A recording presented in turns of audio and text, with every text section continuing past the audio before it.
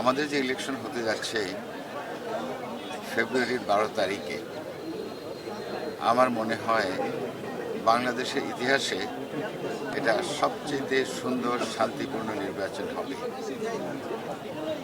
এবং আমাদের নেতা জনাব তারেক রহমান উনি 18 বছর পর বিদেশ থেকে এসে উনি এই ইলেকশনের গতির মাত্রা আরও বাড়িয়ে দিয়েছেন।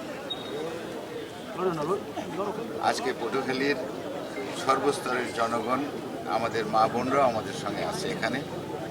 আমি সবাইকে এখানে আসার জন্য ধন্যবাদ দিচ্ছি। আমাদের এখানে বিএনপি সহ 8 জন ক্যান্ডিডেট আছে আমার জানা মতে।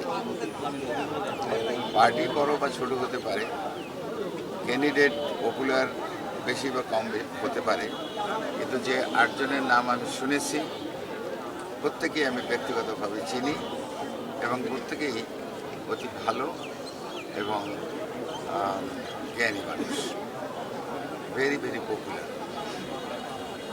আমি ওনাদের সবাইকে সুস্বাস্থ্য এবং মঙ্গল কামনা করছি।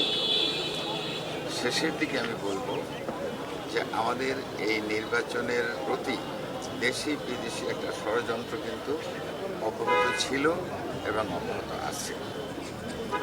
তবে বাংলাদেশের জনগণ জানে যুদ্ধ কীভাবে করতে হয় এবং নিজের অধিকার কীভাবে ছিনিয়ে নিতে হয়, এবং এই নির্বাচনের মাধ্যমেই আরেকবার এদেশের 20 কোটি মানুষ প্রমাণ করবে যে কীভাবে তাদের অধিকার তারা ছিনিয়ে নেবে। বিদেশি সেই ষড়যন্ত্র পদদলিত করে। আশা করি আপনারা সবাই এই 20 কোটি লোকের সঙ্গে সঙ্গ দেবেন। 8 জন, এবং বন্ধুত্বের বেলায় আমরা সবই বন্ধু, ভোট যুদ্ধের বেলায় আমরা সবাই যোদ্ধা।